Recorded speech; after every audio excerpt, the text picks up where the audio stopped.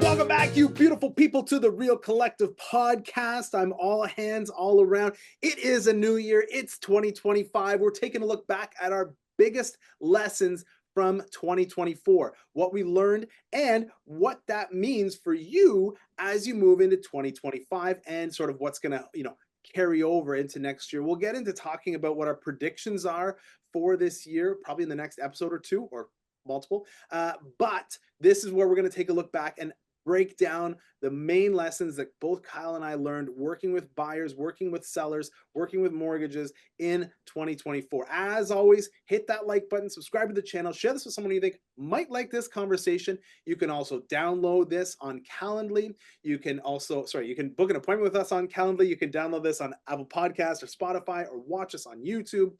If you want to get the buyer or seller guides, they're also below. And a very special shout out to our friends Bonnie and Puneet over at PB Law. We do a bunch of business with Bonnie and Puneet. I was originally put onto them when they were working at our brokerage here upstairs, and they've since moved on to do their own thing. Something that always changes in this business. People are coming, people are going, things are shifting in, things are shifting out, but relationships are one thing that you can't overlook. And the relationship that we have with them is great because they care. They're always there for our clients. They're always there to answer a question, and they always have the right answer. And that's so valuable when you're leaning on a lawyer to be able to have the right answer for you, to put something together, to solve a problem. And that's absolutely what they're able to do. They don't just solve problems. They figure out what the problems are before the problem arises, and they have it solved without you even having to ask. So big shout out to PB Law. A little bit more about them later. Bonnie and Puneet, lovely people, wonderful people, happy to work with them. Now, without further ado, let's dive right into talking about our biggest takeaways from 2024. So we're going to go backwards. We're each going to start with our 3. We're going to go to 2, and then we'll finish up with 1, and we might have a little bonus for you at the end. But Kyle, start us off with your number 3 takeaway from 2024. Number 3 takeaway from 2024. I'll give credit where credit's due. So I may not agree with our government all the time, but I will give them credit for taking some advice and listening to some of the suggestions that have been given specifically by our organization, being Mortgage Professionals Canada, and trying and them actually implementing rule changes in an effort, I'll say, to help make things a little bit better in the mortgage space for people. They're going to want to call it affordability. I don't think a lot of the changes they made anything more affordable at all, but it will help some people get more access to the mortgages that they're going to need going ahead. We're in situations coming into 25 and 26, 66% of every mortgage in Canada is coming due in these 2 years. And people are in a jam. They're coming from super low to, relatively speaking, super high rates. They're not that high, but they are. Yeah, they're back to normal. I love how they're back to normal. I love how you're starting this off with like just hey, politics, bam, plaster you right in the face. First mention politics. It's there's a lot to be said. We just saw recently the finance minister say, "Hey, I'm out." Who knows what might happen moving forward. It looks like we're headed towards an election, but yeah, they're trying, which is helpful. The GST break or HST break or whatever it is. I'm more thinking of like just the rule changes, right? Yeah. How they've loosened the reins on OSFI and FSRA to allow like for better switches and for the insured mortgages finally going up. So that is going to help a few people in the GTA and the GVA, maybe a little bit in Montreal. Not going to do a lot here in Ottawa, but it's a ripple down effect that does help things. So I mean, I'll give them that. I think it's pretty awesome that they're doing. I feel like every week this summer we had like 4 weeks in a row. We're like, hey, new rule change. Hey, new rule change. Hey, new rule change. Like it was like bam, bam, bam, bam, all released. Okay, well, that's a good number three. My number three is that we are finally back to a normal seasonality. It really is easy to predict and project what's going to happen moving forward, because during those COVID years we had insanity in terms of seasonality. But what we've seen the last 2 years is, hey, you know what? We get our normal spring excitement. It drops down a little bit uh, in the summertime, and then it peaks back just a tiny bit in the fall, and then drops off in the winter. So I started recording these numbers. So I'm like, oh well, let me just make sure that we've got our peaks and our valleys figured out. So the highest average sale price in Ottawa that we've ever seen had an average sale price in March 2022, had an average sale price of $722,000. And then in January 2023, less than a year later, the average sales price went down to the lowest that we've seen in the last four, like after hitting that peak, went down to an average of $600,000. January 2023. Typically, January is your least expensive month, and June is your most expensive month. So June 2023, we had a home price index of $650,000. So it jumped up by $50,000. Didn't get to the 722 that we were at, but hey, it hit that peak point of 650. And then January 2024 back down again, 617, and then June 2024 at 651. So we're not, we're not cresting that thing. What I do think we're going to see moving forward, and we'll talk more about moving forward, is that we're not going to hit as low as the 600 or the 617 that we saw in January of these years. But that'll be, we'll have that answer in, I guess, a couple weeks when we do our weekly check-in at the end of January, just to see where we're falling. My guess is we wind up at an average price of something like 620, 625. I just don't know if we're going to get a peak year where we see June being higher than that 650 that we've sort of been stuck at the last 2 years. So back to normal seasonality, which is nice. The insanity of off-season spikes that we saw during COVID is gone, and we're just back to what we've typically seen, which is the roller of average prices going forward. There are some people who are predicting a 5% growth rate in 2025. We saw essentially zero growth overall in 2024, but we did have more transactions, which is nice. When you say zero growth in terms of what amount of transactions or house prices? Average price point. So we did have more transactions, but the average price did not jump up.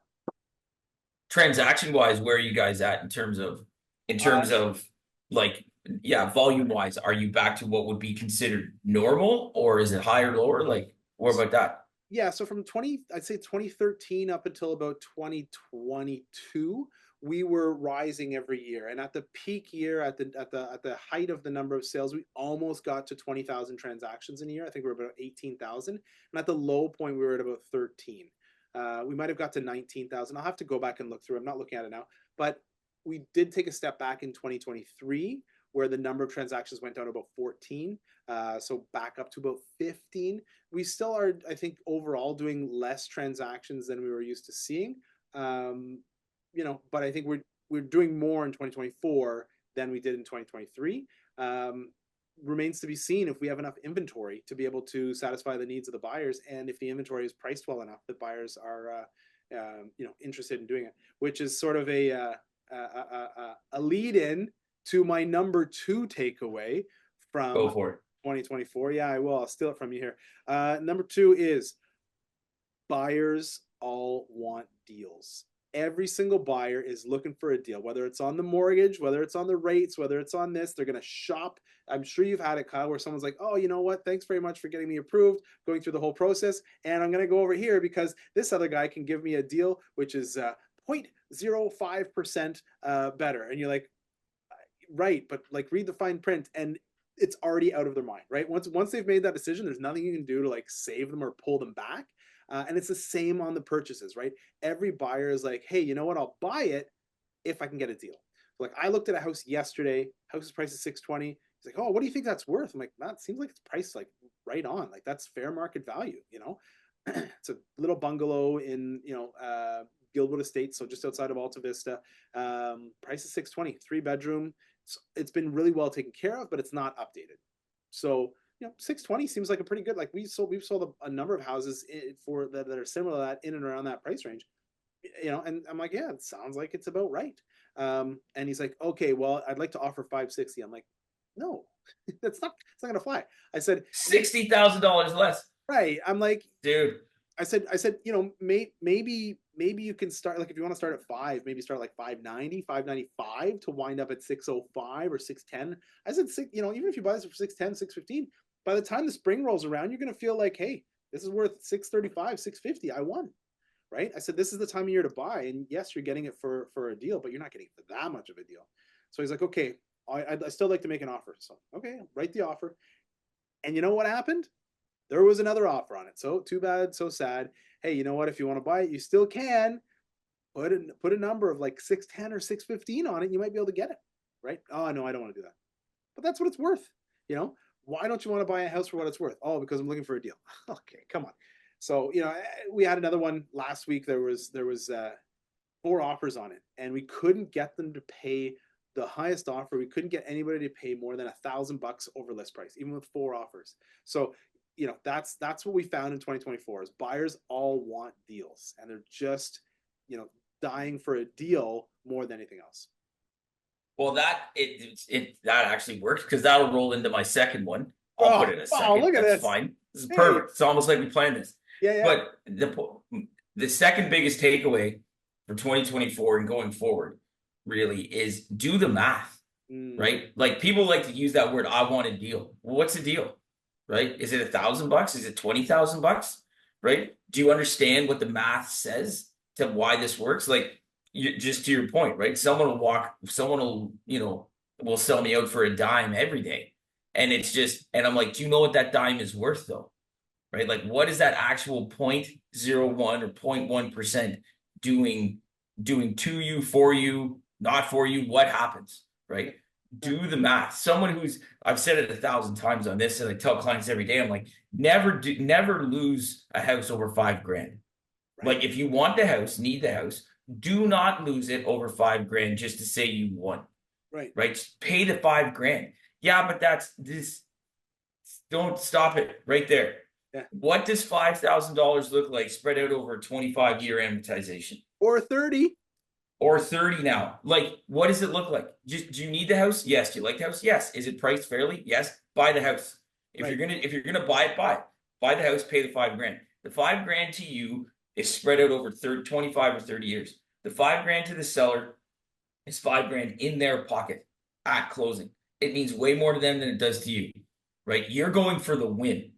Yeah, that's what you're going for. And I mean, if you're gonna live and die by that, that's fine. I'm just saying, do the math. It's no different. It's no different too. I see. I think another thing with doing the math and from 2024 is a lot of people who are stuck in I've got another couple in the pipe right now who are like, I need to sell before I buy, or am I buying before I sell? And all of that stress can be alleviated by understanding the math. How low can you sell for before this whole thing tanks? Can you actually carry both mortgages for a little bit? Is there a solution that says, hey, let's just blanket these properties, and then when you sell, it all gets sorted out, and you're not going to lose the house you need because the selling takes a little bit longer now? All that stuff can all be dealt with just by doing the math and getting rid of a little bit of that emotion that just means like, I got to win, right? Or I can't do it, or it's the only thing I can do. There's always lots of stuff that can be done. Do the math. Well, the problem is you're like, oh, hey, I want to win, but you actually lose out on the house, which is the important thing, right? So it's like, one thing I've been preaching a lot is, hey, get your ego out of the way and just do what you got to do, right? So it's because the flip side of that too is the fact that, hey, maybe you shouldn't do this. Like, if you know the math, maybe you shouldn't buy this house. Right. Yeah, maybe you shouldn't. Maybe you should do something different.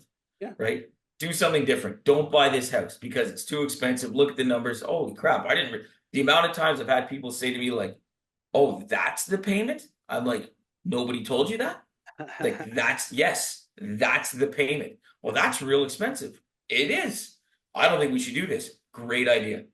That's a great idea that you don't think you should do this. Perfect. And let's move on to something else. if yeah, that's never a place that I want my clients to be, is as having a purchase on a house and realizing, you know what, this isn't going to work, I'm out. That's not the right time to do it. You want to set yourself up for success. You want to have all of those answers before you even start shopping. So I think that's a pretty good place to break. You can stick around for the second half where we're going to talk about our number one takeaways from 2024. I think we've got a little bonus one for you that hits both of us. So stick around. We'll have a quick word from our sponsors and catch you on the flip side. When it comes to legal support for our clients, PB Law is one of our go-tos. Paneet and Bonnie with PB Law are more than just lawyers. They're the kind of people you want in your corner. Down to earth, always thinking ahead, and genuinely invested in making every transaction smooth and stress-free. They get the fast-paced nature of real estate and know how to handle challenges without missing a beat. With PB Law, we know our clients are in good hands because they bring a perfect balance of professionalism, strategy, and approachability to every deal. They make our job easier and our clients happier. PB Law, it's more than legal support, it's a partnership that works. Visit www.pblawfirm.ca to learn more or to get in touch. That's www.pblawfirm.ca. Welcome back, you beautiful people, to the Real Collective Podcast, second half of our takeaways of 2024, what we learned and what it means to you. As always, hit that like button, subscribe to the channel, share this with someone you think might like this conversation. You can also download the buyer or seller guides below if you're listening on Apple Podcasts or Spotify. Thank you for your ears. If you are watching on YouTube, thank you for your eyes and ears. Not your nose yet, maybe your mouth, probably not. Your fingers for typing in the comment below and telling us what your favorite takeaway was from 2024. If you have anything to add to it, you can also book an appointment with Kyle or I directly in the Calendly links below. And of course, big shout out to PB Law. You can see all of their contact info in the description below. But before we get into both Kyle and my number one takeaway for 2024, I wanted to talk about an honorable mention for biggest takeaway of 2024, and that is this: deals are hard. Fuck, man. Like, it's never easy, right? No. Like everything you put together, it's like, hey, this looks like it's just going to be clean and easy. And then there's a delay on closing that has a cost to it. And the cost to it is amplified because the seller has a payout to a first and a second and someone else who's expecting money. And because they're delaying closing, all of these extra charges go on for the buyer. Or in negotiations, you find something that you wouldn't have expected to find ever. Whether it's asbestos. I mean, I feel like asbestos we know how to deal with. Something you find in the home inspection that a buyer just says, you know what, forget it, I'm out. A well or a septic that's problematic or something that you just didn't know about. Hey, we found out during the due diligence period that this house is going to have a new LRT station installed directly across the street from it or whatever, right? Like things that you wouldn't have known otherwise. And it's just like everything's hard. Everybody's stressed. Money is tight for everybody, like across the board. Buyers, sellers, agents, inspectors, mortgage brokers, everybody is dealing with some sort of extracurricular stuff, which is having an impact on their ability to say, hey, I'm doing this, this, or this, right? So everything just seems supercharged. People want to fight all the time. Man, why do they want to fight all the time? Like, this is already a hard enough business. Let's find a way forward. Let's figure it out, right? But it just seems like every corner you turn around, man, it just is tough. Your side too. It was definitely like the year of it's kind of like a hockey superstition where you're like, don't tell the goalie, like, don't say, hey, the goalie's going to get a shutout because with a minute left, you guarantee he's not getting shut out.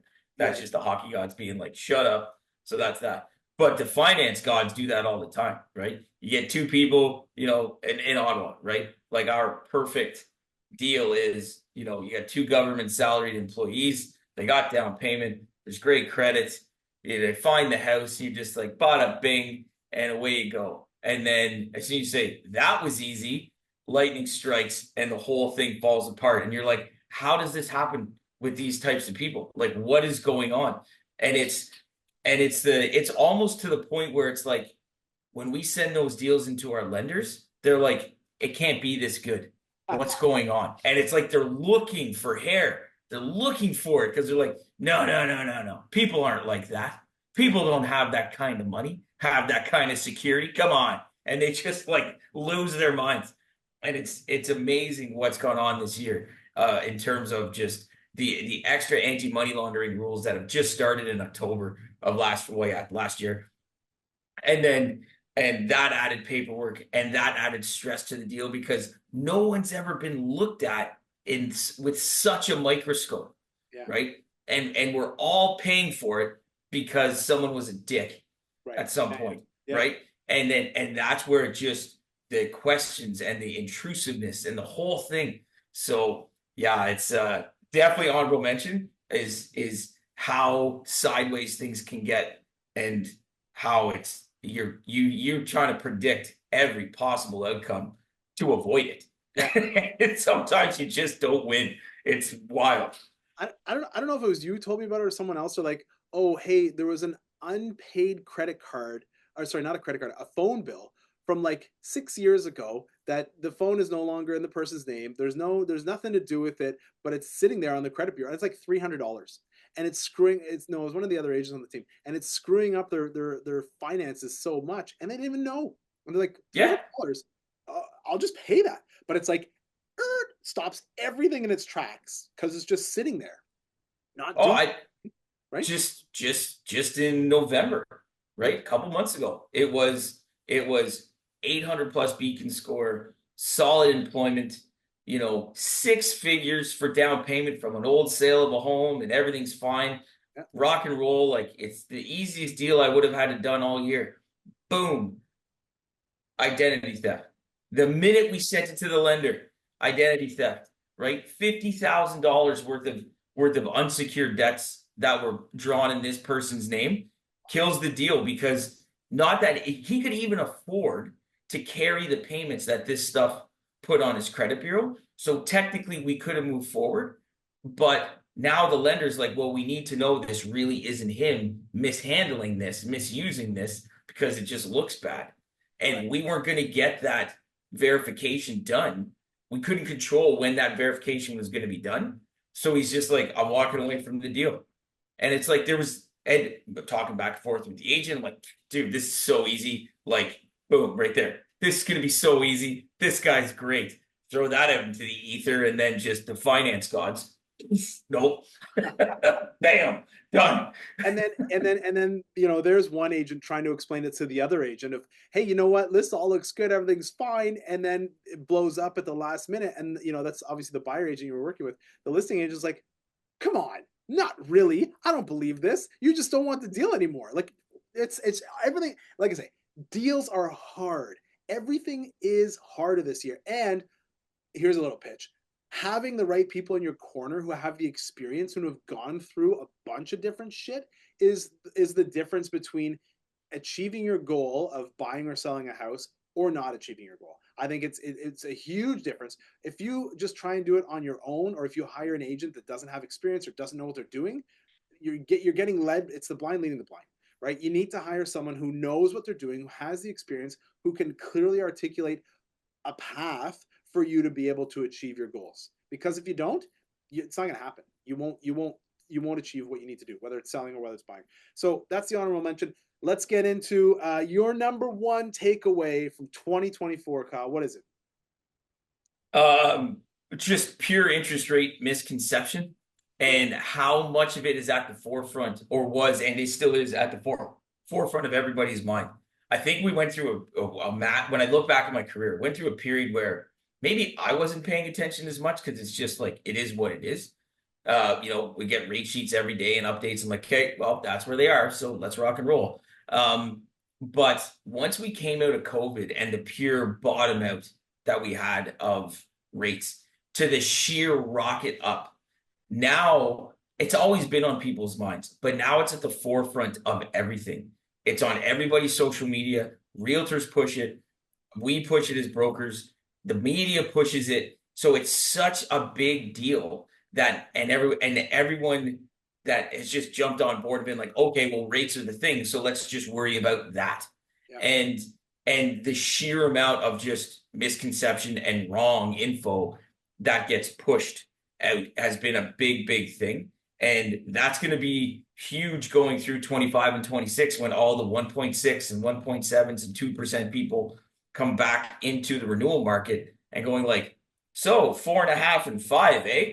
What? And understanding just that's the way this is going to be. And how do we navigate that? And again, when you're coming from that low to that high, even though it's normal, it's a shock, and that's going to be a huge thing, and that's what's coming. So that's my biggest takeaway at 24, and it's going to hit the ground running in 25 and 26. So we're going to see how everybody deals with that and what information gets pushed. I think it's funny because you see realtors who post up about rates and they post stuff on social media, and we sort of have a revolving, not a revolving door, but like, hey, everybody comes out and says, hey, the rates are lower, right? So you've got a group of realtors who do that, and then you have a second group of realtors who say, hey, you're getting it wrong about the rates, da da da da. Don't say that the rates are lower, say that da da da da. And then you have a third group of realtors, and this is funny, they're always, so the second group is bashing the first group, right? It's like, hey, you're doing it wrong, stop, da da da da. And then the third group comes in and bashes the bashers, right? We're like, hey, you know what? Let people do what they want to do. If they want to say what they want to say, they can say what they want to say. So it's like, and you can like day one rates change, okay, or sorry, the posted rate, the overnight rate gets changed. So a whole bunch of people, and then day two, a whole bunch of people jump on them, and then day three, a whole bunch of people jump down their throats, and so it's just like 3-4 days of I mean, realtor infighting. Honestly, who looks at our stuff? Probably not many people. Each other, right? We're all looking at each other's stuff to see what each other are doing. Whereas, what messaging are you giving to your clients? The other thing is the messaging is there because, like you said, I had a lot of people come up to me like, hey, you know what? The rates are lower, so that might have a good impact on the overall market, right?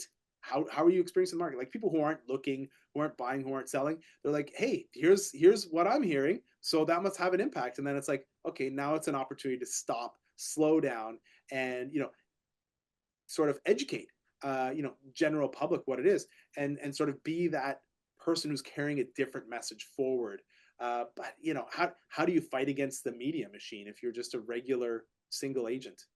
It's an uphill battle. Yeah, it comes down to the individual and being the person who's in the market and saying, what does this mean to me? That's really the question. Yep. Is what does this mean to me? Right? You're in the third year of a 5-year fix, and interest rates and fixed rates have come down. It doesn't matter to you. It shouldn't, right? Well, maybe I got a refi. Okay, but now there's a bigger discussion that surrounds that.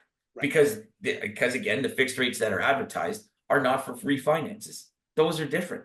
Well, right. What do you mean? Here we go. Right. And that's good conversation. Yeah, it's just but everybody just looks at one number and goes, that's what I'm getting. And that's where everything is. And that's all of it. And it's like, that's none of it. It's one little piece of it. There's so much more. Yeah. So yeah, rate misconceptions, 2024, rock and roll through 2025. So my number one takeaway, here it is. Let's hear it. 24 is reasonable sellers won. I agree. Not number one, WON. Like they were the winners. The people who were reasonable with the sale price of their properties were the people who sold their properties. Not reaching, not overreaching, not thinking, oh, well, I owe this much money on my property, so I need to sell it for this. Nobody cares. Reasonable sellers won. So if you price your property at a price that was going to cause it to sell, then you sold your property. If you didn't, your property sat on the market. And how do you know what the price is? Oh, well, my neighbor has his house priced for this amount. Who cares?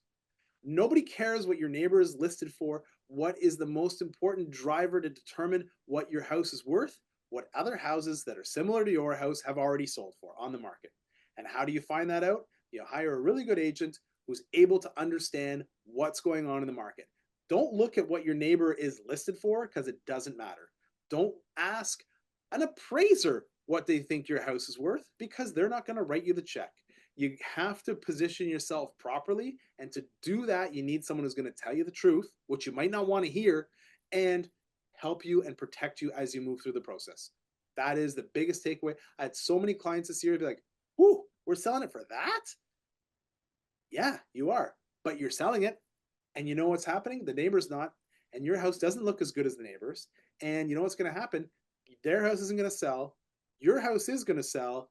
They're going to sit on the market and wait and play the come down game. And finally, when they do sell, you know what price they're going to sell for? Even though their house looks better than yours, they're going to sell for the same thing.